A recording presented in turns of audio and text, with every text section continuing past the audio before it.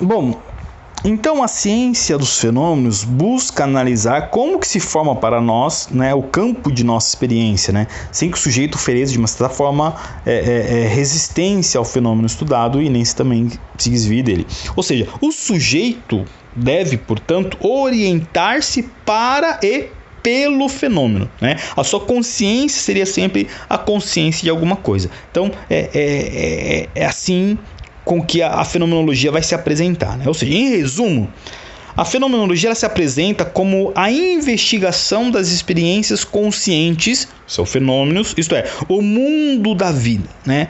Como denomina Russell, né? O mundo da vida, né? É interessante perceber de que, ou seja, quando você para olhar a vida de alguém deve, portanto, orientar-se pelo e para o fenômeno, né? E a sua consciência era sempre a consciência de alguma coisa, ou seja, ele é o resultado de uma existência que tem uma justificativa histórica, uma construção cultural, então o que justifica todas as ações dele, de modo que então pode ser estudado a partir dos fenômenos que caracterizam a vida de uma pessoa, ou seja, Russell ele tentou de uma certa forma a reabilitação ontológica do sensível, né? Ou seja, isso significou de uma certa forma na história da filosofia uma volta às próprias coisas, das quais o sujeito tinha se afastado. Ou seja, é a análise da vida, da coisa do fenômeno, das coisas aparentes, das coisas que aparecem, daquilo que aparece, daquilo que se oferece sentidos, realmente a partir desses princípios, né? Então, a perspectiva da análise filosófica da fenomenologia é a análise justamente dessas questões que envolvem o drama humano de uma certa forma e também não fogem às coisas que aparecem na vida do ser humano. Um outro pensador, Martin Heidegger, ele nasceu na região de Baden, na Alemanha. Heidegger também foi aluno de Russell, ele nasceu no ano de 1889, morreu no ano de 1976. Ele desenvolveu sua formação filosófica na Universidade de Freiburg, local onde Russell era professor. Ele publicou no ano de 1927 uma de suas mais importantes obras, né? O Ser e o Tempo. Ser e Tempo, uma das obras fundamentais de Heidegger.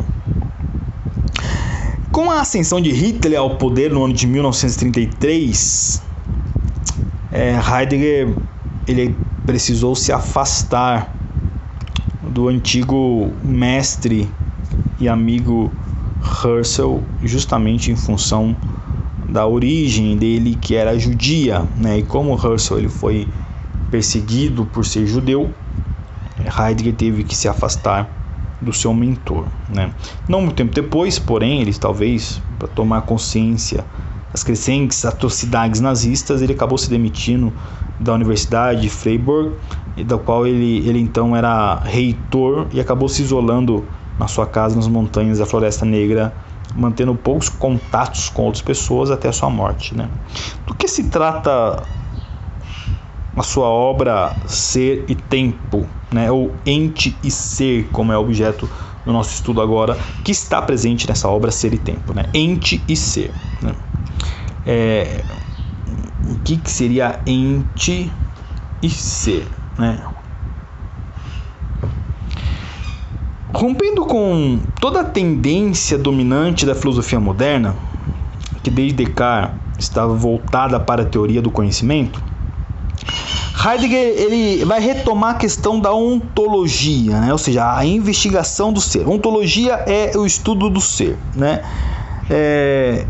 Ou seja, para Heidegger, o problema central da filosofia é o ser, né? A existência de tudo, né? Esse pensador, ele negou que fosse um existencialista, né? Não devemos, segundo afirmava, começar investigando a nossa existência, porque é dela que primeiramente temos consciência. Ele em si não se denominava existencialista, mas parte dela para fundamentar a sua filosofia. Bom, uma filosofia que coloca apenas o ser humano como centro de preocupação seria, antes de tudo, uma antropologia, né? Por isso se dizia que a questão que o preocupava não era a existência do ser humano, e sim uma questão do ser em seu conjunto e enquanto tal. Essa sua intenção de estudar todo um conjunto que envolve a vida humana só ficou clara a partir do ano de 1930, quando ele publicou um livro chamado Da Essência da Verdade. Heidegger ele vai criticar aquilo que considerava uma confusão entre ente e ser, né? Ente e ser, né? Dentro dos pensadores antigos, nós poderíamos, um pouquinho mais antigos de Heidegger, nós poderíamos falar que ente é tudo aquilo que não tem ser, né? Ou seja, que não carrega essência, né? O ente é tudo aquilo que não tem ser, né? Que não carrega uma essência. E o ser seria aquilo que carrega a essência. Então, o Heidegger ele vai criticar uma confusão que existe entre ente e ser, que se ocorreu ao longo da história da filosofia, e ele vai dar uma definição nesse sentido. Então, para Heidegger, o ente é a existência, e a manifestação dos modos de ser, e o ser é a essência, né? É aquilo que fundamenta e ilumina a existência ou os modos de ser. Então, existe uma diferença muito, muito clara na filosofia de Heidegger, que é o ente e o ser. O ente é a existência e o ser é a essência. Para outros pensadores, a palavra ente é tudo aquilo que não possui ser. É ente, que não possui uma essência. Então, para outros pensadores, por exemplo, a cadeira é um ser, o ventilador que está sobre mim agora, né, me refrigerando, é um ente, a cadeira é um ente, a cama é um ente, a cadeira é um ente, né? Tudo que você encontra no mundo vai trombando e que não tem uma essência, é apenas tem uma existência, mas uma existência finita, uma existência que acaba, ele acaba sendo, de uma certa forma, considerado um ente, que não existe, não exerce uma função de reflexão acerca de si mesmo, é considerado ente. O ser é aquele que é capaz de refletir acerca de si, e essa reflexão, essa capacidade de reflexão se dá justamente por uma função cognitiva, uma função psíquica, uma função que para alguns pensadores se dá o nome de alma, né? E essa alma então seria a sua essência, e portanto esse ente não seria chamado ente, vamos dizer assim, propriamente dito, mas seria chamado de ser, por justamente possuir um diferencial de todos os demais entes, porque ele tem uma capacidade cognitiva que outros não têm, né? Então, mais para Heidegger, ele não parte desse princípio. Para Heidegger, o ente é a existência, é a manifestação dos modos de ser, enquanto o ser é a essência, é aquilo que fundamenta e ilumina a existência ou os modos de seres, né? Ou seja, a partir dessa diferenciação, é possível estabelecer duas fases da filosofia heideggeriana, né? A primeira, ela é caracterizada pela busca do conhecimento do ser, por meio da análise do ente humano, da existência humana, e na segunda, o ente sai do primeiro plano e o próprio ser torna-se a chave para a compreensão da existência, né? Então, duas formas de entender aí a diferenciação entre ente e ser dentro da filosofia heideggeriana.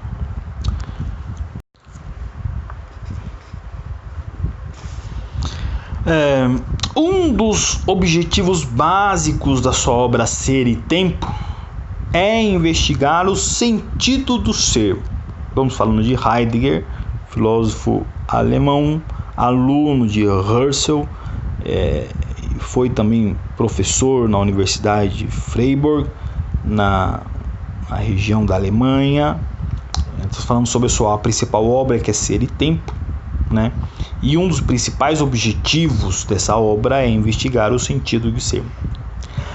Para efetuar tal tarefa, Heidegger ele começa pela sua análise do ser que nós próprios somos. Ele vai criar uma terminologia própria E às vezes acaba sendo essa terminologia obscura, né, de difícil compreensão, né? Ele vai denominar o modo de ser do ser humano, né, a nossa existência, com a palavra Dasein, né, Dasein, cujo sentido é ser aí ou estar aí, né? Então, ou seja, ele vai criar uma terminologia que é o ser aí ou o estar aí, que para justamente denominar o modo de ser do ser humano, né? Então, o modo de ser do ser humano, a nossa existência, né, vai ser caracterizado com a palavra Dasein, ou seja, ser aí, que significa o ser aí ou o estar aí, né? Analisando a vida humana, Heidegger vai descrever 3 etapas que marcam a existência e que, para a maioria dos indivíduos, acaba resultando em uma existência inautêntica, vamos dizer assim, né? A primeira é o fato da existência, né? Ou seja, o ser humano ele é lançado ao mundo, né, sem saber o porquê. E ao despertar para a consciência da vida, ele já está aí, sem ter pedido para nascer. Ou seja, ele é lançado no mundo, ele nasce, papai e mamãe dá uma trepada, nasce o filhinho, né? E quando ele tem consciência acerca de si, consciência acerca da vida, ele vai chegar à conclusão de que ele não pediu para nascer. As coisas aconteceram, ele está agora no mundo, tem que enfrentar os sobressaltos da existência e muitas vezes não sabe nem o porquê, né? O porquê que ele está ali. Esse seria o fato da existência, né? Uma segunda questão, né, uma segunda etapa seria o desenvolvimento da existência, né? O que seria o desenvolvimento da existência? O ser humano estabelece relações com o mundo, né? O ambiente natural, social, historicamente situado e tal. Para existir, ele projeta a sua vida e procura agir no campo de suas possibilidades. Então, falando do desenvolvimento da existência, né? O ser humano, ele vive, né, estabelecendo relações com o mundo, como nós vimos, né? São relações que não são apenas pessoais, mas são circunstâncias históricas, né? E nesse sentido, como ele vive estabelecendo relações com o ser humano, estabelece uma relação consigo mesmo, mas estabelece relação com outros iguais, né? Com a sociedade, com tudo e também com a natureza. Como ele estabelece relações com o mundo, ou seja, o ambiente natural e também social, historicamente situado, no qual onde ele está situado, essa é a forma com que ele vai desenvolver a sua existência. Só que para existir, ele vai projetar a sua vida e vai procurar agir no campo da sua possibilidade, ou seja, ele move uma busca permanente para realizar aquilo que ainda não é, ou seja, ele vai procurar ser alguém que ainda não é, de acordo com uma construção social historicamente definido por padrões que foram estabelecidos dentro da sociedade. Ou seja, em outras palavras, existir é construir um projeto, ou seja, para você ser o lance de você ser alguém. O lance de você ser alguém, né? De você, uma vez que você já está no fato da existência, você foi lançado no mundo, agora crie possibilidade de você ser alguém nesse mundo, né? Então existem já pré-definições que foram estabelecidas pela sociedade e você agora vai ter que procurar ser alguém. Você vai desenvolver a sua existência, né? Você vai construir um projeto de vida, ou seja, existir no mundo, existir na vida é justamente construir um projeto de vida pelo qual você idealizou e você vai buscar agora, você vai procurar projetar a sua vida e chegar num campo onde é a tua possibilidade de existência, né? E uma terceira etapa é a destruição do eu. O ser humano, tentando realizar o seu projeto, né, construir o seu projeto de vida, que é existir, o ser humano sofre a interferência de uma série de fatores adversos que acabam desviando o seu caminho existencial, né? Trata-se justamente do confronto do eu com os outros, né? Confronto no qual o indivíduo comum é geralmente derrotado, sempre é derrotado, né? Esse confronto do eu com os demais indivíduos, com os demais outros, né? Com os outros, né? O seu eu é destruído, é arruinado, dissolve-se na banalidade do cotidiano, né, nas preocupações da massa humana, em vez de tornar-se si mesmo, torna-se o que os outros são. Assim, o eu é absorvido no com o outro, para o outro. Ou seja, enquanto o ser, né, o ser é o ser aí, é o estar aí, é o ser para si, né? É o ser para si mesmo, em vez de você tornar si mesmo autônomo do seu próprio pensamento, você acaba sendo absorvido pela sociedade, você acaba sendo se dissolvendo, se diluindo nas preocupações das massas humanas, e você acaba sendo absorvido naquilo que não é mais você, mas são as projeções de uma sociedade que impõe a você aquilo que você deveria ser. Então você tenta construir um projeto de vida que é a tua marca, uma construção independente do seu eu, porém, em razão da sociedade, em razão do confronto e do conflito com o outro, você acaba, e é o que Heidegger vai falar, geralmente é o que mais acontece, você é destruído, você é aniquilado, você é arruinado, você é derrotado, o seu eu se dissolve nessa banalidade do cotidiano, nas preocupações da massa humana. Em vez de você tornar-se um si mesmo independente, você se torna o que os outros querem que você seja, ou seja, você torna-se o que os outros são, você torna-se um com o outro, né? O seu eu, ele é absorvido com o outro, e você torna-se então a viver para o outro. É assim com que define esse despertar da angústia, despertar pela angústia de Heidegger, né? Ou seja, o sentimento profundo que faz o ser humano despertar da existência inautêntica é a angústia, né? Porque é a angústia que revela o quanto nos dissolvemos em atitudes impessoais, o quanto somos absorvidos pela banalidade do cotidiano, o quanto que anulamos o nosso eu para inseri-lo alienadamente no mundo do outro, o quanto que nós deixamos de viver o que nós queremos e o que somos para viver o que os outros querem e o que os outros são, o quanto nós aniquilamos a nossa existência em função da existência de outros, em função do conforto da existência de outros, em função das opiniões de outros. Então nós nos diluímos em função dos outros e perdemos a nossa essência. Quando chegamos à identificação justamente e nós despertamos através da angústia, porque a existência então vai promover uma angústia tal em você, você vai se angustiar e vai perceber que você está vivendo uma vida que não é a tua, está vivendo uma vida que a tua mãe queria que você vivesse, que o teu pai queria que você vivesse, que a sociedade queria que você vivesse, e o resultado disso é uma vida extremamente angustiante. Quando chegar nessa conclusão, você vai entender o que Heidegger está falando. Você abandonou, o seu eu foi destruído e você foi absolvido pela massa. Você viveu alienado de você mesmo e você acabou se emergindo no mundo do outro, né? Nas palavras de Heidegger, né, vamos dizer assim, a Marilena Chauí vai fazer um comentário sobre Heidegger, e ela vai dizer o seguinte, ó: o mundo surge diante do homem aniquilando todas as coisas particulares que o rodeiam e, portanto, apontando para o nada. O homem sente-se assim como um ser para a morte.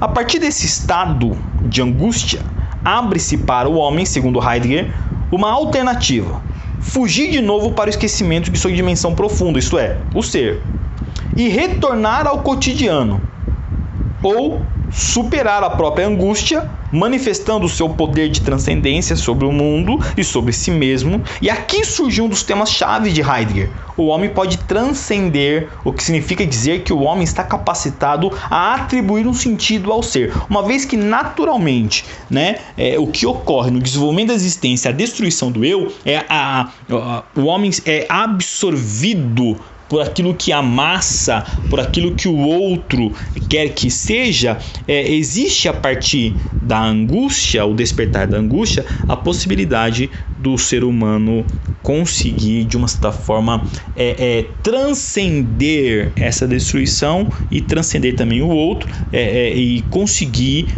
entrar em contato e mergulhar isso no seu próprio ser, no seu próprio eu, e conseguir, de uma certa forma, atribuir um sentido ao seu ser, e a partir disso vai ter um reflexo na sua própria existência de uma maneira direta.